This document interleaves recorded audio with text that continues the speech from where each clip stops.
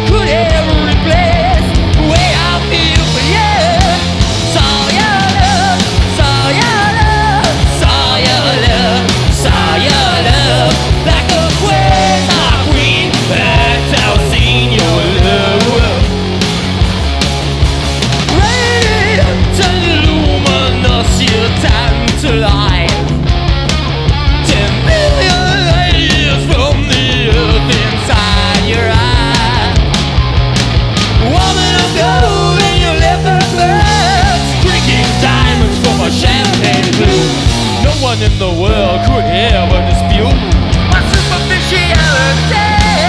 Saw your love, saw your love, saw your love, saw your love, like a waves of queen that have seen your love. Saw your love, saw your love, saw your love. Whoa, whoa. Coming at me like a quasar. Coming at me like a quasar, coming at me like a quasar.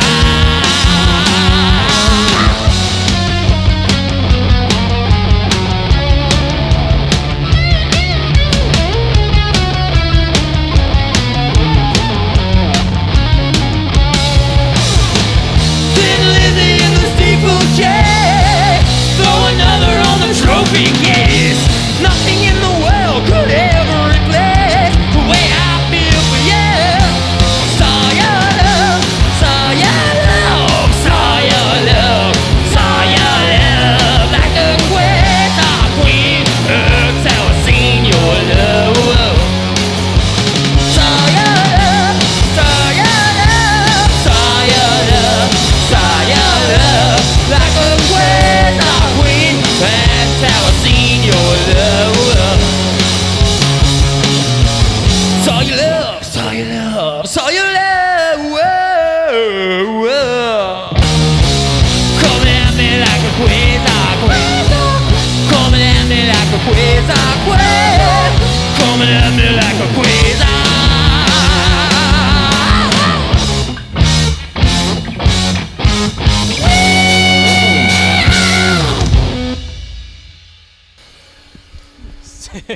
Great job. Thanks. Hammered Satin, everybody. We'll be right back after a short break.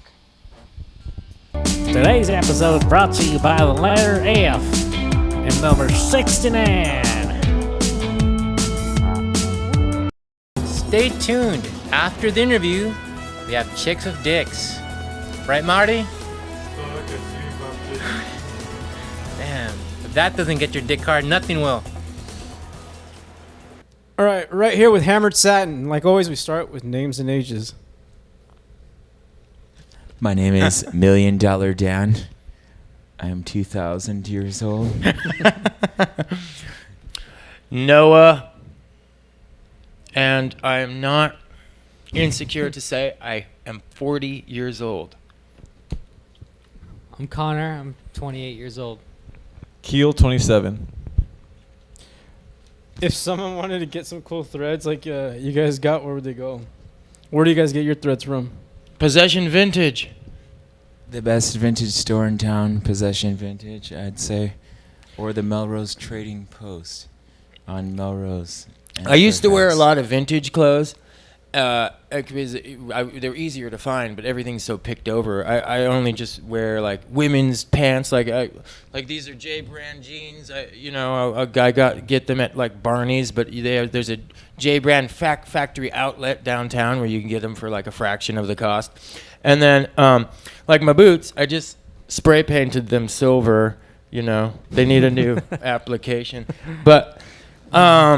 And then you just pick stuff up over the years. I mean, this is kind of dressing down. I'm in a t-shirt, just wearing my friend's band from San Francisco, Apache, representing. Is there any other bands you'd like to give a shout out to?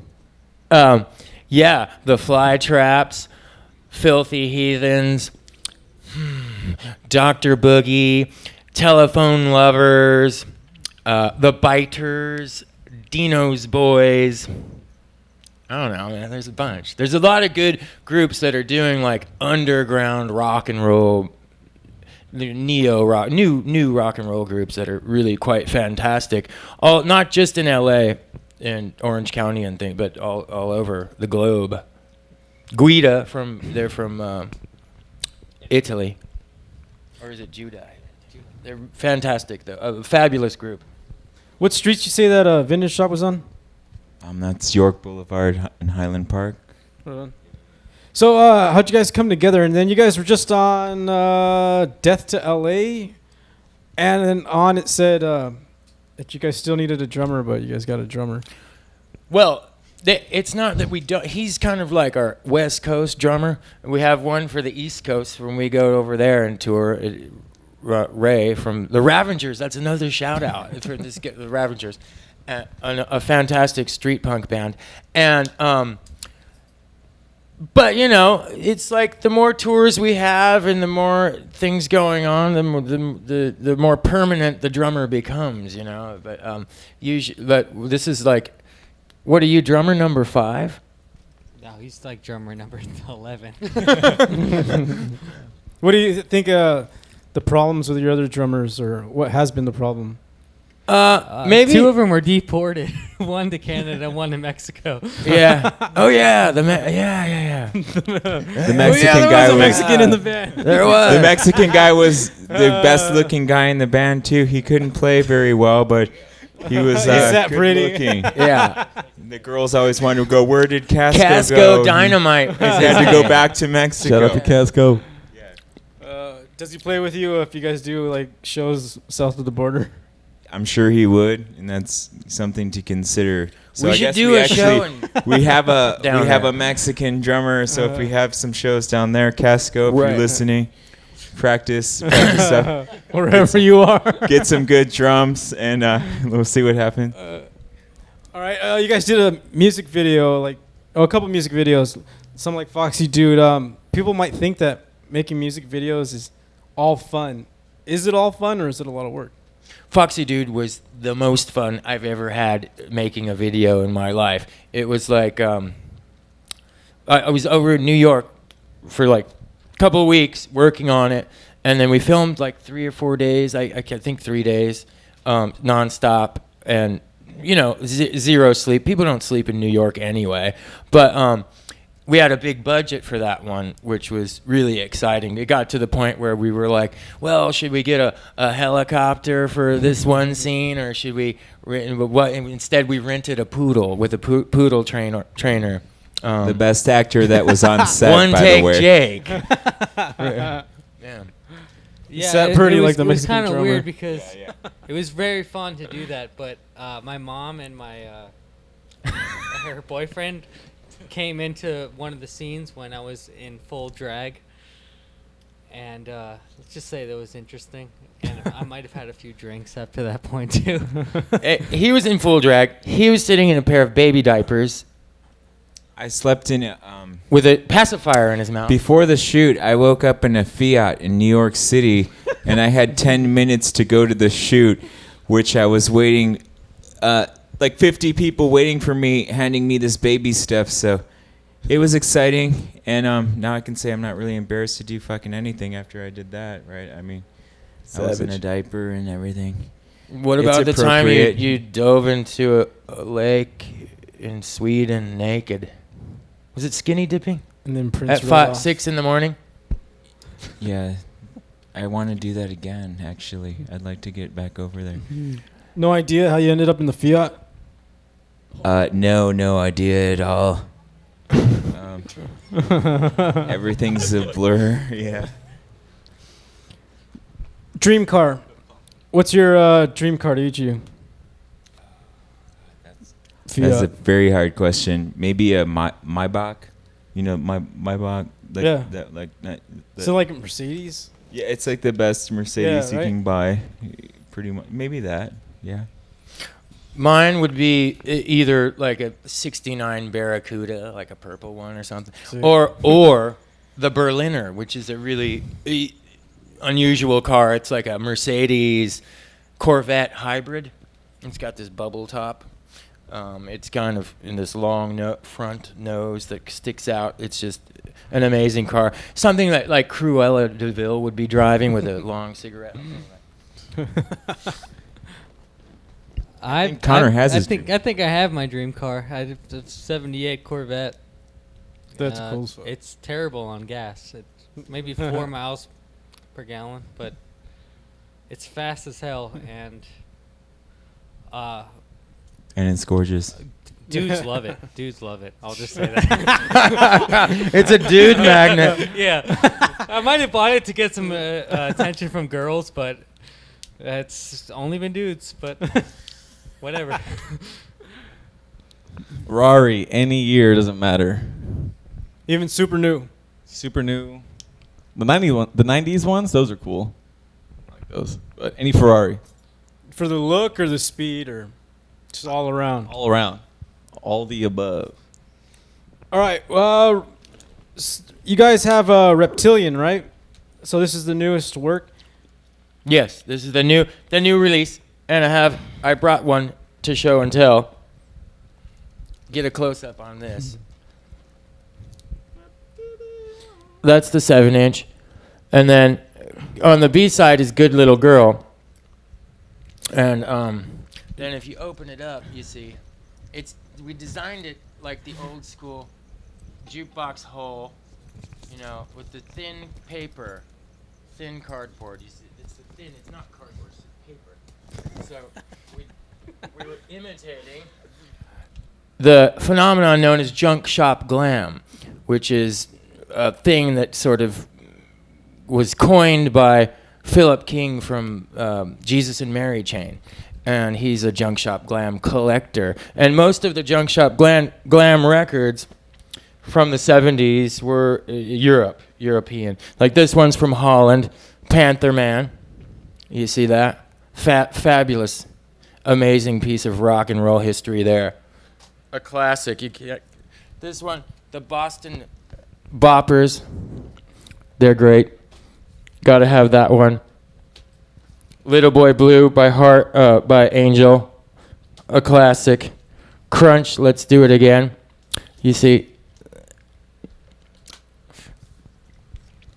Mabel, I Am a Hot Dog. Danish guys. What did Mabel Low. go on to do, Noah? Oh, Mabel. Oh, yeah, the singer. He went on to be in White Lion, but before he was, but before White Lion, there was Studs after Mabel. Rules. Studs is fantastic. I brought my old band too, to show you, from 2001, Teacher's Pet. So I've been happened doing to- this for like 15 freaking years. What Anyway, happened to Teacher's Pet? It just, well, you broke. know, we broke up. Pete, no, you're talking about schoolgirls. Schoolgirls. You know, Shout out to I schoolgirls. mean, more the Dutch, the Dutch, they really had it going on with the junk shop glam stuff. This one more, the Rats.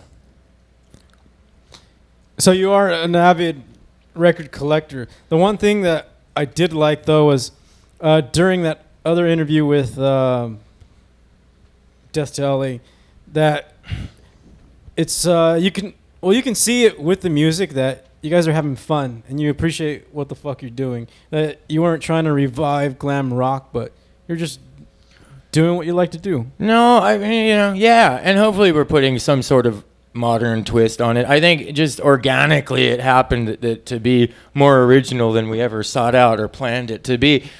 Just in the fact that we have this junk shop glam, more obscure influences, but then there's the mixture of that with his guitar leads that are like Thin Lizzy or Deep Purple or Led Zeppelin, the 70s classic like arena rock, the big huge rock stuff.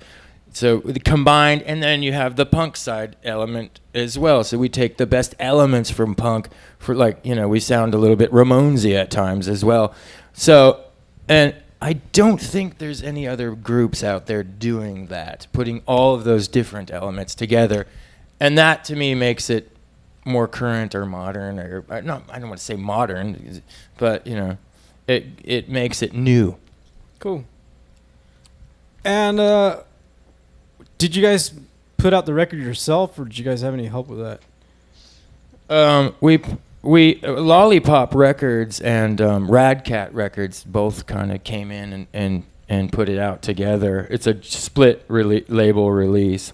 And then our first album, we recorded it ourselves. We paid for it. And then Burger Records released it for us. I've got that here too. And then our buddy... This girl, what was her name? Molly Tuggle did the artwork on the front. It's a little more and Alex Hagen did the. It's a little more psychedelic than we really are, but whatever. It's cool, good artwork. Looks like Peter Max or something. And then on the back, there we are in the back, minus the drummer. See, we've had the drummer problem all along. Anyway, Deportation. Yeah. Where have you guys toured, and where would you want to tour?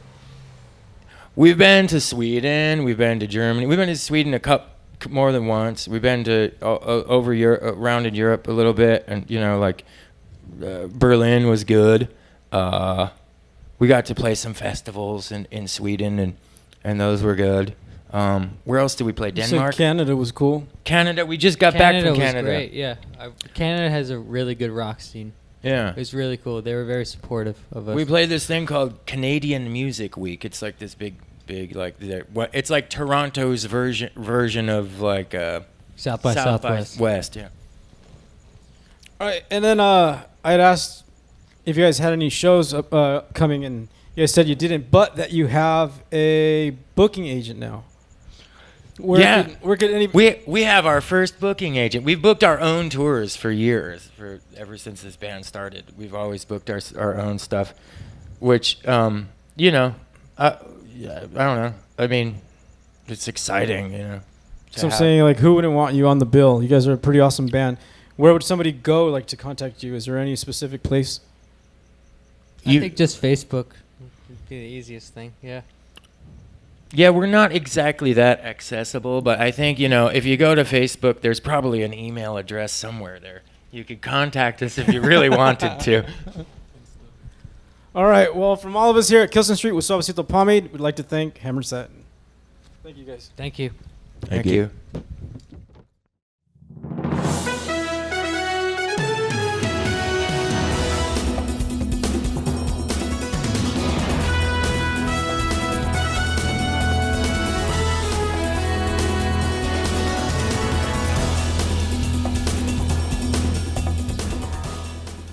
Good afternoon and welcome to Kilson Street Action News. I'm your host, Pat McGroin.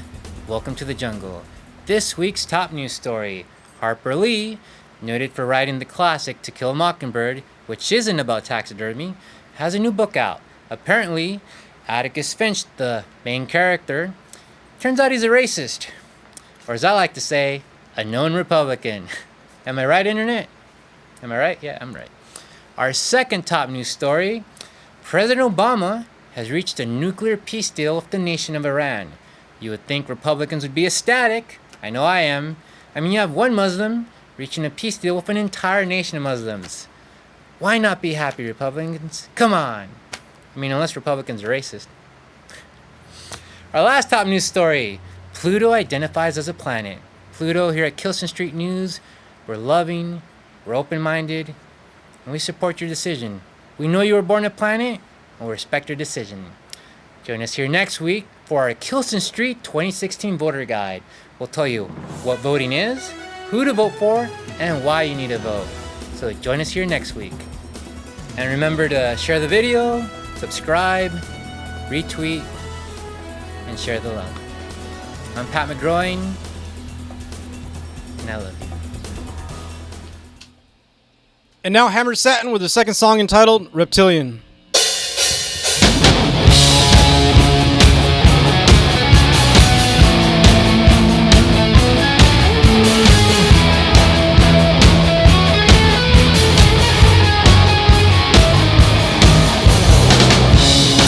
I saw the vertical slits in your eyes, and I knew you were one of my kind. I'm gonna scream